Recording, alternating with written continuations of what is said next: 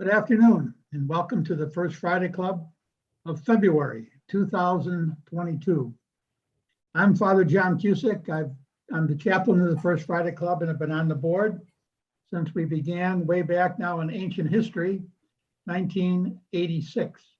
And it's been a pleasure on the first Friday of the month, October through May, to bring some wonderful, wonderful, key, significant people before us to share their insights on the gifts and talents they have been given, to make some connections between our faith, our work, and some of the real issues of the day. And so today we're going to do that. And we are just absolutely thrilled and pleased today to have one of the great speakers in Chicago, not speakers, but one of the great talents in Chicago to be with us. And Mary Jo Graff will introduce our speaker today, Lynn Osmond, and then we will take it from there.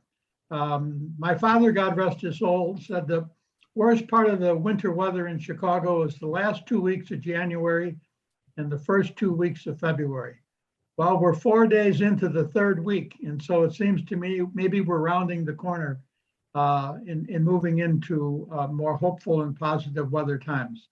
So we're thrilled that you're spending some time here today. And it's a pleasure to introduce to you a friend and certainly also a member of the board of the First Friday Club, Mary Jo Graff. I am delighted today to introduce Lynn Osmond, who is a major person in the field of architecture in Chicago. Lynn Osmond has led the Chicago Architecture Center, CAC, through fundamental transformation for over 25 years, expanding the mission for its focus on architecture enthusiasts to educating the general public about why design matters. She is responsible for overseeing CAC's comprehensive program of architecture tours, public programs, and youth education. She was the catalyst in launching the new headquarters for the CAC, now located on Wackley Drive, just east of Michigan Avenue. As the primary location for CAC's walking tours and river cruises, it also houses an expansive Chicago City model and interactive video, dramatic skyscraper exhibitions, a gallery with rotating exhibits, large rooms for architectural programs, and a gift shop. During Lynn's tenure, CAC has expanded its docent tour program, which now has 450 volunteers who give 85 different tours. She has initiated innovative programs such as thought-provoking presentations, engaging youth education initiatives, and the very popular Open House Chicago, an annual free public festival that offers self-guided history and architecture walks throughout Chicago and behind-the-scenes access to architecturally, historically, and culturally significant sites across the city. Lynn is passionate about architecture, design, and the future of cities, and the way it impacts our lives. The 2018 opening of the CAC fulfills a longtime vision of hers to create a place to celebrate Chicago's architectural legacy and influence on the world. Since opening its doors to the public and with Lynn's leadership, the CAC has received numerous awards for its contributions to enhancing Chicago's architectural past, present, and future, including being acclaimed as the latest jewel in Chicago's architectural crown by the Chicago Tribune. In addition, Lynn has been honored with numerous awards for her leadership in architecture and design. Lynn is the founding chair of the Association of Architecture Organizations and serves on the boards of several civic organizations. She is a certified docent for the CAC and is a regular speaker on architecture and design. She holds a Bachelor of Music degree from Queen's University, Ontario, Canada, and is a graduate of the Advanced Executive Program at Northwestern's Kellogg School of Management. Lynn, we're all ears. So welcome to what I do annually, which is do a year that was and a year to come. So I annually look at all the projects that have happened in the city and then look ahead to see what's in the pipeline. So it's been a surprisingly active year for new design and development across the city, despite all the general uncertainty and behavioral changes spawned by the pandemic. A lot of neighborhood development and infrastructure upgrades are moving forward, driven in part by external funding streams. There's renewed attention on mega developments with a Chicago casino, more part of the proposition. And in downtown, we're seeing a continuation of residential tower construction, even some office with a westward creep.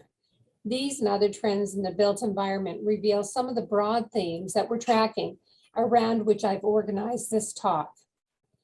So at the Chicago Architecture Center, we're relaunching our watch list, which puts a spotlight on some of the big issues and opportunities in our city.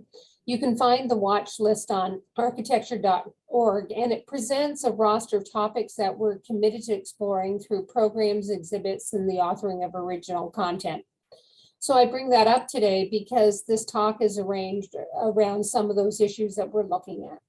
So the first one is evidence that our downtown is undergoing great change and positive change. An update on mega developments. Talking about the proposals for a new Chicago casino. I know we're all interested in that. Where we are with Invest Southwest at the 2-year mark. And then just saving neighborhood treasures such as theaters, houses of worship, and school buildings. Downtown Chicago is facing big challenges and choices born partly of the pandemic's long-lasting workplace and travel disruptions. As America's fastest growing downtown by population, yes, we are growing despite what we hear in the press, expect city leaders to encourage this trend as a way to boost retail. As downtown skews residential, will more jobs turn permanently remote, or will areas like Fulton Market pick up the slack? And how can designers play a larger role in reinvigorating streets, reusing buildings to meet post-pandemic needs? The year in tall gave us some really noteworthy towers, starts, and completions. So the 700 unit rental building at Wolf Point East has just recently finished.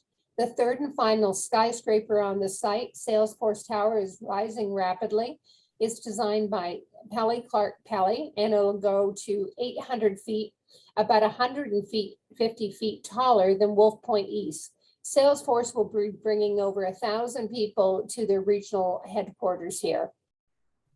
The 50-story BMO Tower by Riverside Investment and Getch Partners shares a very similar aesthetic to 110 North Wacker, which is by the same architect. Getch Partners has a number of buildings along the river there. This 50-story building is flanked by a 1.5 public plaza, which is really important because the transit station is there, so it accommodates the grade chain as well as provides some relief from the idling buses. Overall, we're seeing a real strong move for open space around office buildings post-pandemic. And I'm glad to say that Helmut Jahn's 74-story rental building, 1000M on South Michigan Avenue, is back on. And this is one of the last buildings he's designed, so it's great that we have this tribute to him on such a prominent space opposite Grant Park. Also nearly completed at Chicago State is the 2-story One Chicago development. Getch Partners and Hartshorn and Plunkett are the designers for this, and it's an 860-unit condo/rental project. There's a 49-story and 76-story buildings tower, and it's right by Holy Naden Cathedral. And when next time you walk by, look at the little precious Bella Luna Cafe that was a holdout on Dearborn from the developer's land acquisition. I wonder how it's doing. The 1,000-foot tower is now Chicago's 6th tallest tower after the Aon Center. And the project, when you look at it in this picture, you can see it takes some cues from the aesthetic, kind of the deco design of the Rockefeller Center in terms of its massing and the strong vertical lines, and adds real distinction to the skyline. Then we have, of course, Jeannie Gang's 3rd tallest building in Chicago, the Saint Regis, which opened early last year with 406 luxury condominiums and a 192-room 5-star hotel. By all accounts, sales have been very brisk and very pricey. We tried to do a behind-the-scenes tour of units, and they said they are pretty much sold out, so we couldn't get one. But I'm saying that means a lot for the Chicago economy that we have that many people moving right downtown. The footprint, which I find interesting, is only 1/3 of the Willis Tower footprint. So it's got a very slender base. It's raised in the middle, allows for a much needed pedestrian passage to go from the hotel to the Lakeshore East and to again the River Walk, which was really needed. That connectivity between Lakeshore East and the River Walk was not there. The bulk of the Tribune Tower's residential conversion is now complete, and it's debuting 162 luxury condos within the neo-Gothic landmark. Condos range from 700,000 to 7.6 million. There are 2 adjacent residential wings that have been adapted out of the WGN TV building, and then also the printing plant, and there's this wonderful green space amenity in the middle. Pioneer Court is also being redeveloped with a green walking path that leads through to the Bleacher Center. And then there's also retail that is being planned there. The Tribune Tower East Super Tall building is still on the books. It's with Gollop and CIM Group, and it's designed by Adrian Smith, Gordon Gill Architects. It was approved in the fall of 2020. It's planned for 1,422 feet with a 200-room hotel and another 564 condos and rentals. So we'll see when it gets off the books. We hope that the market will bear it, since Gordon Gill's office builds tall buildings all around the world, but they haven't had an opportunity to build one of their elegant skyscrapers here. And so the biggest news that made me very happy was the saving of the Thompson Center this year. If we had not had this proposal approved, then it would be demolished and would be making room for 2 high-rise towers. We're just really excited also the fact that Jan's office is doing the renovation. So that is just really keeping it in the family. We're thrilled. The developer is Prime Group, and he stresses that this is not a preservation project, that it made sense for them to actually keep the building because of the connectivity that happens with all the train circulation.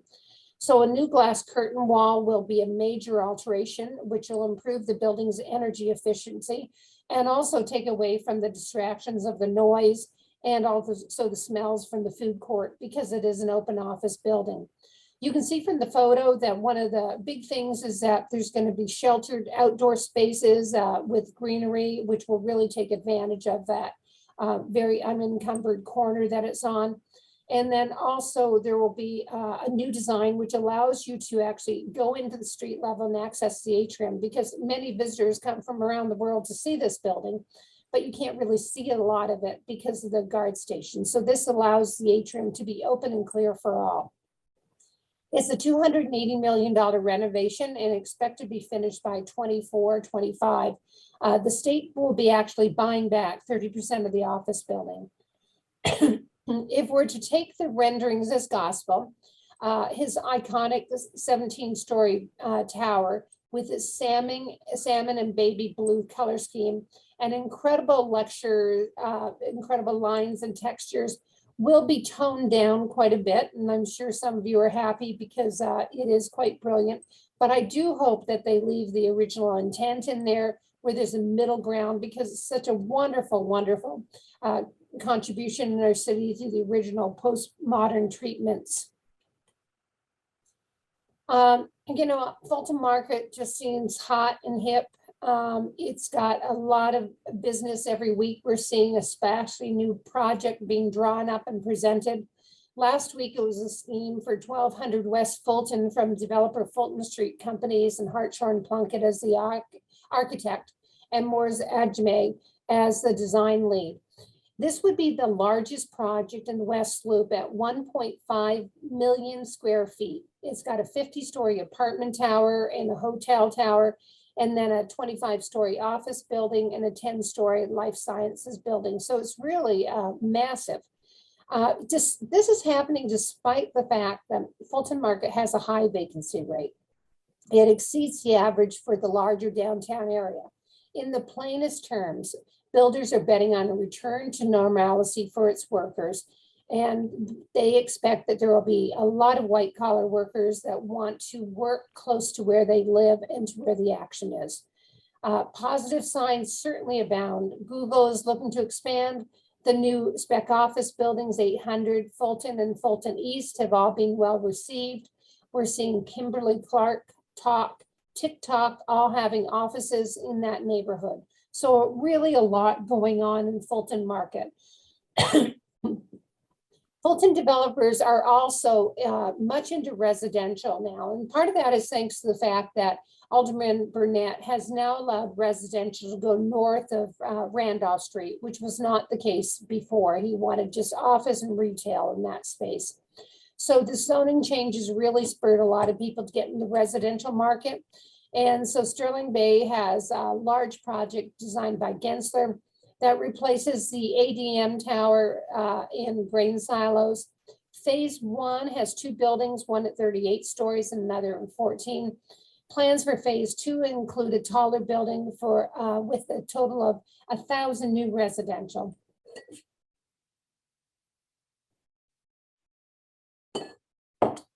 "900 West Randolph" by Related Midwest and Mort Ajame broke ground this year. At 500 feet, it'll be the tallest building in the West Loop until perhaps 1200 West Fulton Market eclipses this. It's got a neo-aesthetic, industrial aesthetic, and that's the architect's calling card. He's done a lot of modern contextual work in the meatpacking district in New York and DC. He has done the 30-story landmark West Loop building, which is a related project that is over on Van Buren. And you see it here, how there's a kind of industrial twist to it. Then 116 North Morgan by Sterling Bay with BKL Architecture will be a 30-story office building. It features a dramatic cantilever and podium style to fit the surrounding low-rise scale buildings, which makes it more sensitive than some of the others that are going on in this area. A new development pattern is beginning to show in Fulton Market Historic District. Tall buildings are now encroaching on the historic fabric of both Randolph and Fulton without actually fronting on these streets. So for example, 900 West Randolph is actually sited on Peoria, which is one building north of Randolph. So in decades past, we would have seen, just the historic vestige of all the industrial buildings. Now we're going to be seeing a kind of a canyon-like effect of a lot of very high rises backing onto Restaurant Row. And you see, for example, what's happened here is the boxy 167 North Green actually is the backdrop for Restaurant Row on Randolph by Halstead. It looks like Chicago will get its first project by renowned Ghanaian British architect David Adjaye, and he's the lead designer of the National Museum of African American History and Culture. The developer is landowner is Fern, and Moody Church is the partner on this. They've got several scattered sites in mind for a loosely integrated mixed-use development between North and Wells and Old Town. The initial design concept expected very early in this year. We're excited to see it.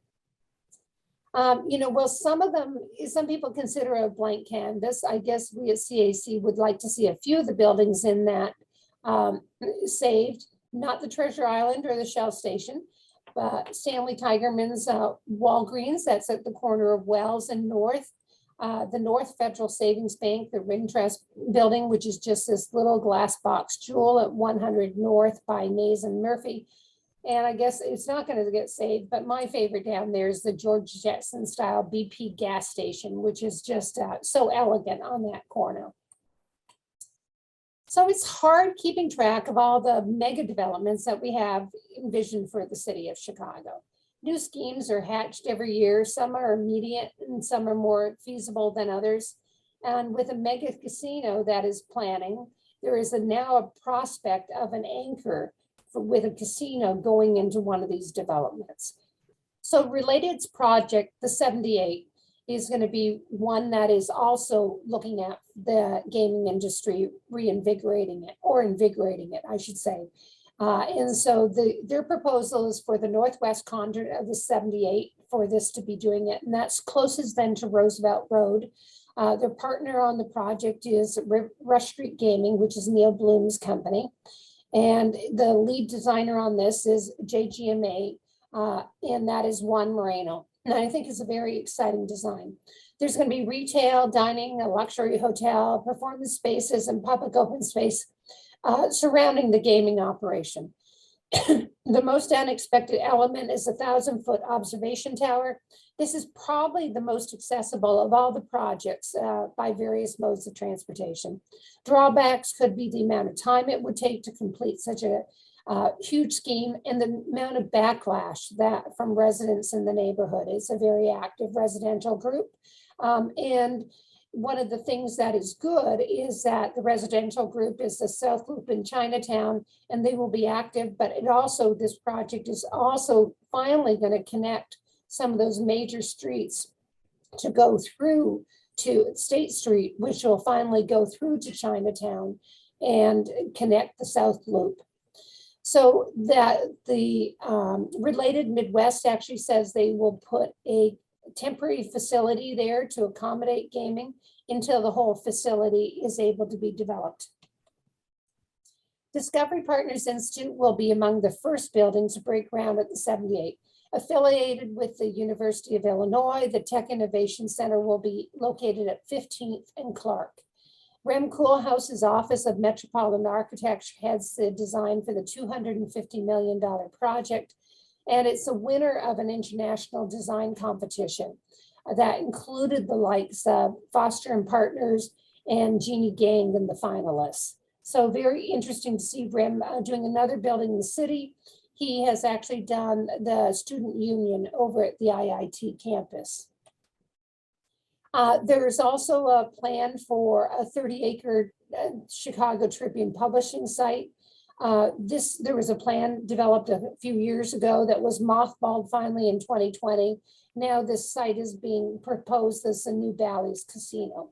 It's designed by Solomon, Cordwell, and Benz, and then the attraction would be built in 2 phases.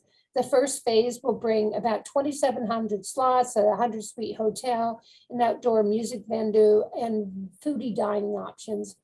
And then when they have made enough money from this, there'll be phase 2 that will expand the gaming and hotel and add a 3,000-seat indoor venue and a Chicago sports museum.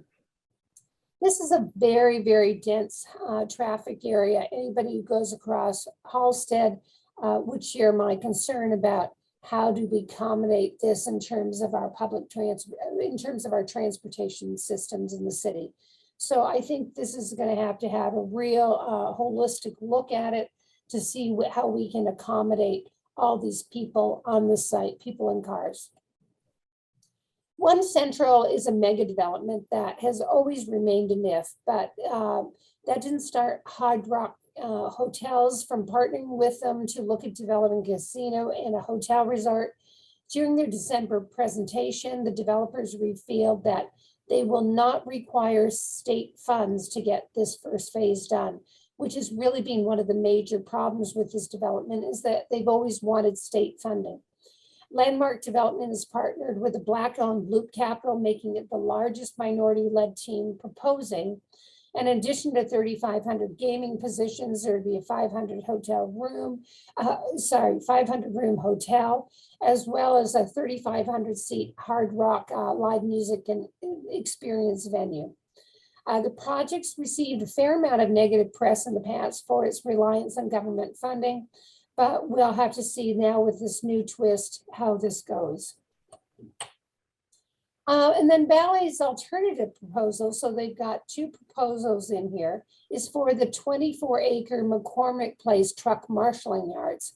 Like its Northside Tribune publishing plan, this would be built in 2 phases, seeing how the development goes ahead. It would include a wide range of amenities and as well as food sources. Bally claims no conflict of interest in the Chicago regional market because they don't have any other casino in our region. Their closest one is in the Quad Cities. If selected, Bally plans to give $50 million to the city up front, but there's serious local backlash for this proposal, including Alderman Sophia King, and it's also got transit access challenges. Rush Street's gaming proposal for restoring McCormick Place, Lakeside East, and Ari Crown Theater is very inventive for the casino and entertainment space because it does not rely on any hotels or infrastructure. It's saying that the convention center has already all that sourced and we don't need to build it on site. The Office of Yawn Design is tasked with updating the original design by Gene Summers and Helmut Yawn that was developed in 1971. The bid would absolutely be the quickest to market and could open a year after approved. The lakefront location is certainly attractive and preservation and adaptive reuse is always preferable to construction. However, the site does suffer from a lack of convenient mass transit and possibly opposition from the convention industry itself, which is not crazy about the idea of a distraction of a casino for conventioneers. That really has been one of our selling spots against Las Vegas, is that your clients, your visitors actually stay with the convention and don't go off to the slots. So next, we're still looking at Lincoln Yards. A lot has come out over the last few days about this. I find it amazing that they have completed the remediation of the site and have removed 27,000 tons of contaminated soil on the 53-acre mega development site. They're targeting 14 million square feet of office and residential, and will pursue LEED, which is Leadership in Environmental and Energy Design, for neighborhood design with numerous high-performance green buildings. The plan calls 40% open space. Next up on the site is the construction of the Dominic Bridge, and this will help catalyze the development on both sides of the river. Most importantly, I think for we as patrons is that it will help the 606 get across the river and complete connecting it into the new riverfront trail. And then there's a new phase of development shifting gear at the southern portion of Lincoln Yards, and this is what was just announced. Over the next 2 to 3 years, several multi-use buildings with close to 1 million square feet of office and entertainment space and 800 residential units will rise just north of the Home Depot. A park with athletic fields will connect to a nationalized riverfront, and it'll meet the extended 606 by the year 2025. There's a new biotech incubator and accelerator on the site, which has just broken ground. It was designed by Gensler. It's a 320,000 square foot spec project.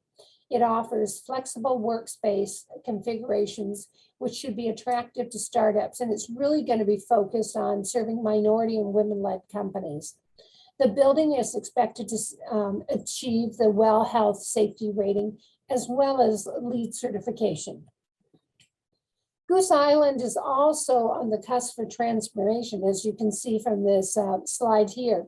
This summer, the Chicago Plan Commission approved Vancouver-based Omni Group's Halstead Point mega development at the southern tip of the island.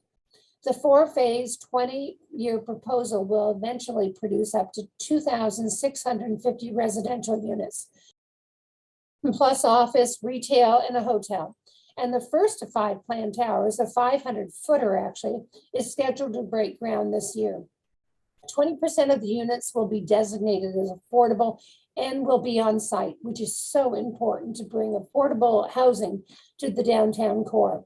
The development will lend some urgency to improving connections to Goose Island, and particularly for pedestrians. On the recent 2-year anniversary of Invest Southwest, Mayor Lightfoot touted that $1.1 billion in combined public, private, and nonprofit funding for the community development initiative. This is eclipsing the original 3-year goal of $1 billion. So it's really going gangbusters.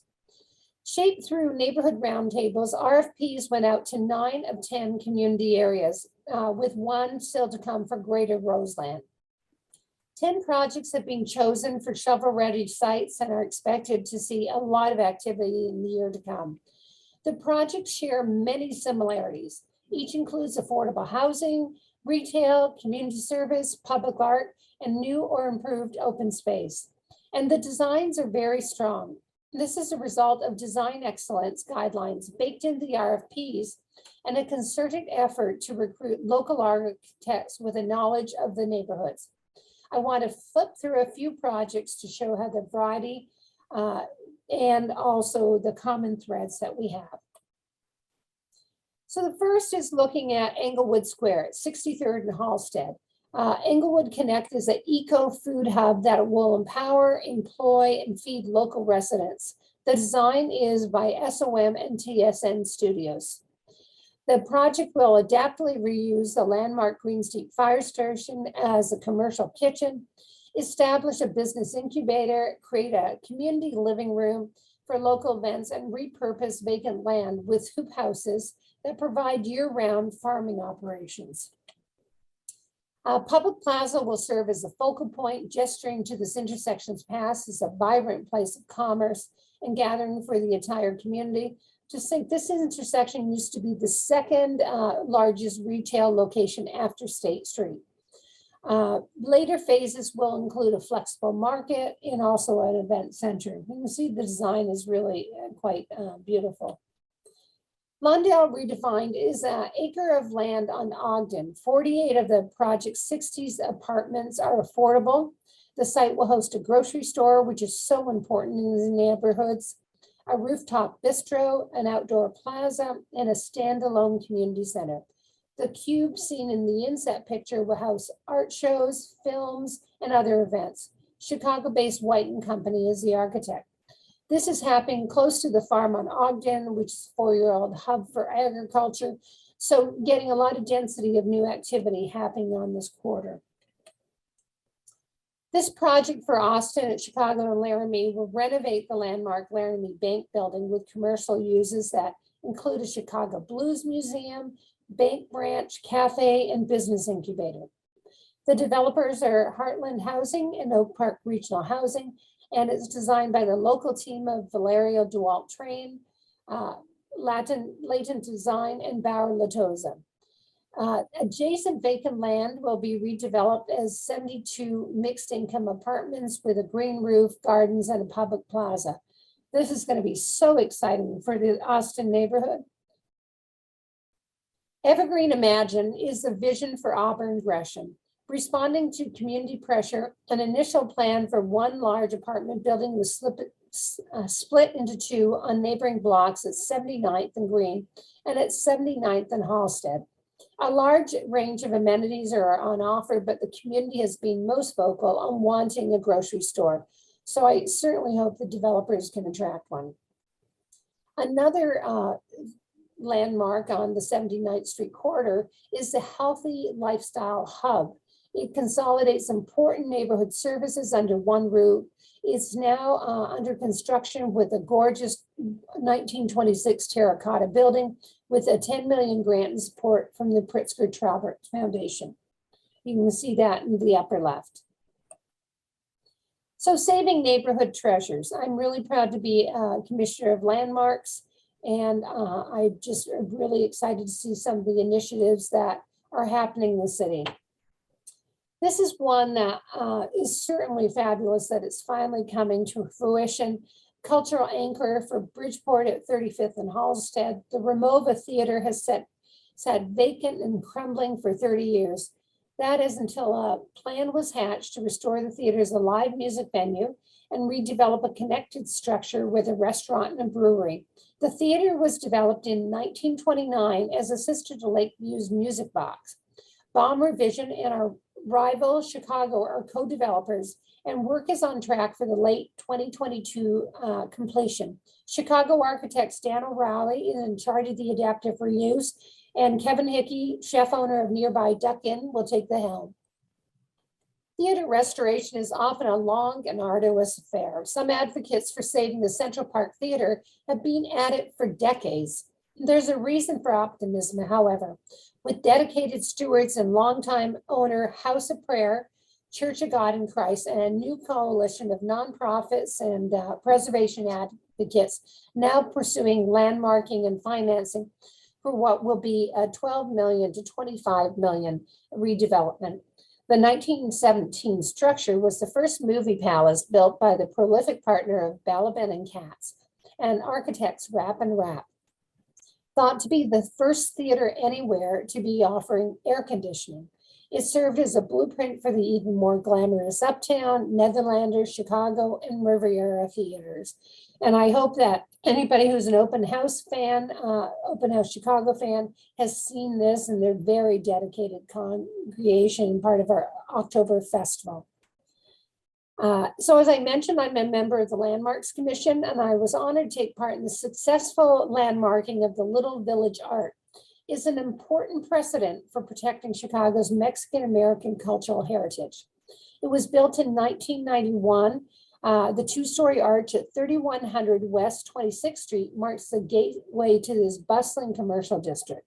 The work is by the late Mexican architect, Chicagoan Andrian Lozano, who also designed the National Museum of Mexican Art in Pilsen.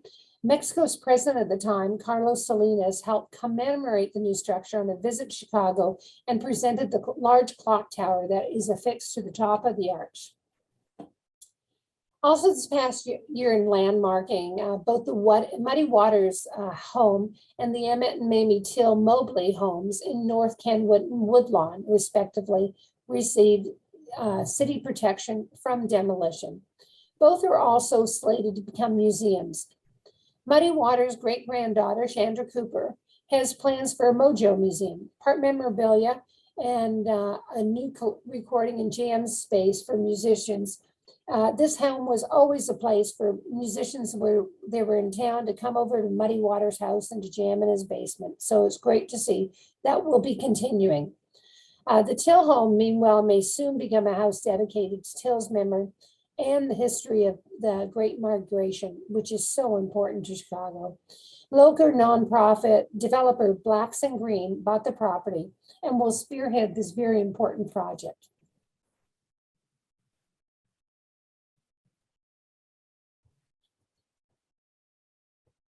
As we face the climate crisis, a continued priority is to how do we green the city of Chicago? So Garfield Green offers a model for sustainable design and development rooted in equity.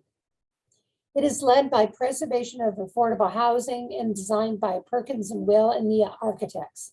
It's located at Kedzie and Fifth Avenue, and it strives for a net zero carbon emission standard. It's 100% solar powered and will process stormwater on site via a green roof that doubles as an urban farm. It has 80 units of mixed income housing and also has accommodations for a health clinic, offices for eco startups, and a park and a plaza. Hopefully, I should say happily, it received zoning approval last week. Assemble Chicago is another carbon neutral project. It's located adjacent to the Harold Washington Library. It's the winner of the 2020 C40 Reinventing Cities competition. C40 is a global network of the world's mega cities committed to addressing climate change. It is led by community builders and Studio Gang, Design Bridge, and Site Design. It makes advances in green design, but is also a foothold for low-income families in the loop. It will provide 207 all-affordable apartments, new amenities, and a new revitalized Pritzker Park. This is the city's first net zero high-rise. It's something we need to see a lot of in both new construction and green retrofit if we ever hope to hit even middle-of-the-road emissions reduction standards. T3, which stands for Timber, Transit, and Technology, will be a 6-story mass timber office building on Goose Island, Chicago's first. Developer Hines has the T3 projects in Minneapolis and Atlanta, with others planned. It's a template to fit any urban or post-industrial complex. The site was first proposed in 2017, and it was back in the news in 2021. So this project now looks like it's actually going to break ground this year. You know, this is really as a result of the reforms in the building codes that carried weight for timber construction up to 18 stories. But in places like Canada and Northern Europe, they've already been building this to scale. So I expect that we're going to see a frenzied amount of projects, timber projects, and hopefully we'll push on getting them higher than 18 stories. So in case you missed it, In December, the city announced $1 billion investment in 24 affordable housing projects, more than twice that was funded in 2019. This is largely due to the hundreds of millions in federal dollars delivered through Chicago Recovery Plan. The scope of this investment is very impressive. Roughly 2,500 affordable units will receive funding through a combination of new construction and preservation of existing housing.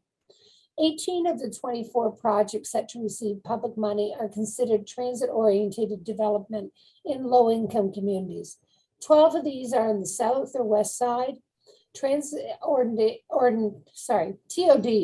are a great solution for both anchoring residential density to transit and also for cutting greenhouse gases. And one of the affordable housing sites is a long contested vacant parcel at 18th and Peoria. And this is a rapidly gentrifying area in East Pilsen. The city council shifted gears and purchased the land away from the New York developer who owned it because he wanted to construct primary luxury housing, which the neighborhood was very much against. And now it's going up for bid and will be an all affordable project with 300 units. In Bronzeville, this 99-unit equitable TOD designed by Landon Bone Baker recently broke ground. They had named 43 Green for its location at 43 on Calumet, and it includes 22 off-site parking spaces, and half of the units will be affordable. It's opposite the Forum, which is a favorite building of mine, an open house, and you can see from this photo just how it's right next to a transit station. The city has issued a TOD policy for equitable development for the south and west sides. So you will see a lot more of this going on. However, since 2016, more than 200 TOD projects have been approved, but 90% of these are in affluent areas. And I know where I live in the West Loop, a TOD project just got approved on Green and Lake, which is crazy to me because that's not where we need to subsidize our development. So after 5 years of wrangling over design, community impacts, and the outright legality of building in Jackson Park, the Obama Center by Todd Williams and Billy Chin and Michael Van Valkenburg, landscape architect, finally broke ground. I'm excited that it's happening, and it's relieved that there is a great communities benefits ordinance that will really support this project in this area against rampant gentrification. The 19-acre campus includes an iconic 235-foot tower, Chicago Public Library branch, meandering walkways, a wetland for capturing and treating stormwater. Athletic fields are being located to the south, and Cornell Drive will be closed to permit easy passage to and from Wood Island, the Japanese Garden, and also the MSI.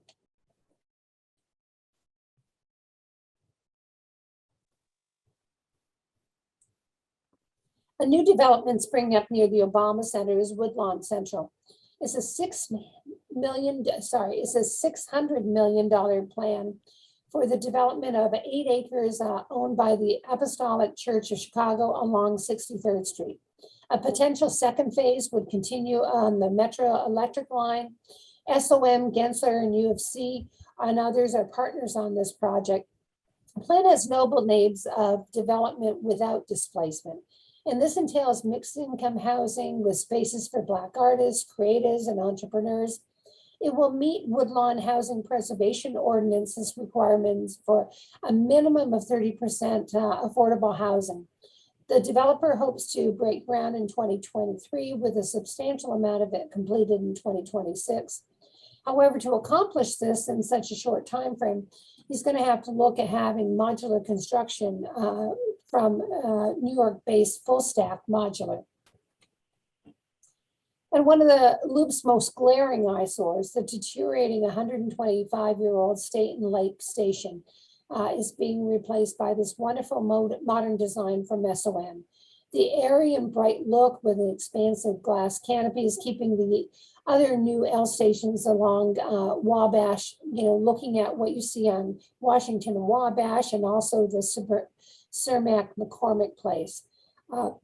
State Lake is the second busiest station in the city, and it has the narrowest platform. So I'm very excited to have a doubling of the platform size for safety and to accommodate, hopefully, increased visitors as we come out of COVID. So it's likely that some of the slice of the 17 billion in federal transit funding heading to Illinois will go towards getting the long-awaited Red Line extension off the ground. The 5.6 mile extension would carry the Red Line south to 135th Street near the Outgard Gardens housing project. Much of this new route would use existing freight and metro lines on elevated embankments. It also passes through long stretches of very sparsely populated population. This is a real unpopulated area. And so the CTA has been having visioning sessions around those 4 stations that would welcome new population base and need TOT's designed affordable housing. So this is expected to be completed in 2028. So that should provide also increased equity on the south side. So just what do we have in store at the CAC that might be of interest to the First Friday Club? Just a couple of programs I'm going to talk about. First of all, we're having a new exhibit that opens on April 8th. That is about energy revolution and is developing really how do we have a blueprint for a carbon-free city. The exhibit stresses how cities are climate culprits, but can become the most important drivers of energy conservation and decarbonization.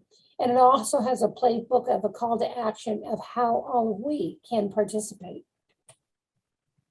And then on February 24th, we'll have an update on the Invest Southwest program with the Department of Planning, developers and architects working in Auburn, Gresham, and Englewood. They'll detail some of the initiatives and also do deep dives on some of the community projects. And then finally, before the lockdown, we had earned the title of America's fastest growing downtown by population. So, you know, the pandemic has not only accelerated the trend, but also caused city leaders to think about and designers to rethink about what do we have to do with our downtowns going forward? How do we reimagine these? We've lost a lot of retail. We've lost a lot of offices. How do we reimagine what the opportunities are going forward? So this is on March 24th and is hosted by Greg Hines and has panelists from all around the world that will be talking about initiatives in their city. So with that, I'm glad that you have been part of this discussion. As you can see, there's a lot going on in the city of Chicago. We can be proud of the development. And thank you very much for your participation. You know, Chicago is the birthplace of modern architecture, and we can follow the Daniel Burnham mantra of make no small plans. And I think that going forward, we can be assured that Chicago embraces diversity and expansion and development and maintaining our vibrancy. Absolutely. And I think the Invest Southwest initiative that you saw is really the first comprehensive plan for fixing some of the crimes of the past and also looking at how do we repopulate our neighborhoods. I don't know whether either of you have spent any time driving or biking through you know, those areas along our great boulevard system. It always amazes me of how much vacant land we have in this downtown core of the city. Lynn, what touched me with your presentation is the broadness of the possibility that architecture brings to the city. That we hear a lot, as you mentioned, about the problems in the city, food deserts and housing, and to think that one way of attacking those problems is through architecture and buildings. I know there's a lot of boots on the ground that are trying to do development and education and jobs and everything. But the insight I'm taking away today from your wonderful work is that creating areas where buildings hold hope and possibility and new beginnings for so many communities is so wonderful. Obviously, I live downtown for over 30 years, and I'm fascinated by all the the high rises and all of the creativity going into so many of the buildings today. But to see how that your work branches out into the communities of a variety of economic backgrounds, to me, is just very, very exciting. Well, I was excited to hear 2 words you said, hope and opportunity, because I Right. think exactly is what's happening. And one of the projects that we recently completed, we were commissioned by the Chicago to work with the planning department to do an RFQ that would identify designers, minority designers, and small firms that could actually go into the community and work with them. And this is really important. Many of them are partnering with some of the larger firms that you see, like Perkins and Will and SOM. But it's really important that there be people, diverse population, and that we have diverse architects meeting with those populations, looking at how we do great community building, looking at what we need in the future. And it also helps us to diversify the profession, which is not diverse at all. And allowing these smaller firms to get a foothold in the community, partnering with a large firm, and really mentoring them to do these developments. And there's also an emphasis on working with minority owned construction firms. So that's also a real initiative. So I think you're going to see not only the opportunities in these neighborhoods that are going to flourish, and as you saw, I mentioned a number of times, the challenge to get grocery stores, and grocery stores won't come until there's density of population. So you need to densify those areas with TOD development. But then also the fact that it can change. These are job opportunities going forward. They're offering a new careers to many of our low-income families. I was thinking, here it is, the beginning of February, and I got off an airplane on March 16th, 2020, and the whole world shut down beginning that day. And it's been very hard to see light at the end of the tunnel. We thought we had it, and then all of a sudden a new variant comes through, and here I am back basically in house arrest again. And so maybe your presentation, selfishly, is coming at the right time. It's offering me possibility. I'm the eternal optimist. I've been in ministry for 52 years. I'm trying to pull the best out of people. Today, you helped me see a future, not just in your wonderful explanation of buildings that are and things that are to come, but resting them and anchoring them into a city that is as diverse as Chicago, whose needs are great, whose problems are severe, and yet somehow in some way, I walk away from this session of the First Friday Club being able to look forward. And that's just, right now it's what I need. How do I keep going and get beyond? If I hear the word COVID one more time, I'm going to scream. If I hear whatever these other words are that are all affiliated with it, I'm tired of the debates about vaccine and non-vaccine and masks and no mask. I want to hear what is to come. And you opened part of that answer for me today. So I'm really grateful. You're a master at what you presented today. Thank you very much. It was really a pleasure. I'm excited about all that's going on in the city, and I think there's a very negative tone that goes through the city, and I would like to present that there is an optimistic future. And you did that, and that's great. Mary Jo, do you have any final thoughts before we put the cork in the bottle? Just extreme gratitude, Lynn. Thank you so much. Yeah, that was great. And Lynn, thank you so much, and continued good luck on all the wonderful things you do. And folks, thank you for tuning in today. And my God, we're in February already, and aren't we lucky? We're getting there in one way or another, and Lynn showed us other ways that we're getting into the future as well. Want to remind you that we're going to get together a month from today, March 4th, and we're going to take a look at American workers. We've heard a lot about necessary workers, or whatever the proper language was, but there's a lot right under the skin that we don't necessarily see. For example, 98% of hotel workers lost their jobs in the beginning of the pandemic. A lot of those were poor people who made beds and did cleaning and different kind of things. And we're going to take a look at, who were the winners and who were some of the losers in all of that time and what we can do about it. We've got the executive director of Arise Chicago, Reverend CJ Hawking, who is going to look under the skin of the workforce in Chicago and beyond that, and see what sensitivity we need, what are the kind of hopeful signs, what are the things that have gone wrong, how have workers been abused during these past 2 years, and how do we sustain a vibrant workforce to continue moving forward in the city that we love so much. So that'll be a month from today, May 4th. Today, Lynn, again, February 4th, very grateful for pushing us forward. And we're going to keep moving in that direction and keep doing great things with your work and your talent. And folks, we will see you a month from today when it'll be the month of March, and we'll be through those bad 4 weeks of winter. So thank you all. Have a blessed month, and we'll see you when the days get longer and the sun keeps shining, and off we go to a future that is filled with hope and promise. God bless you all.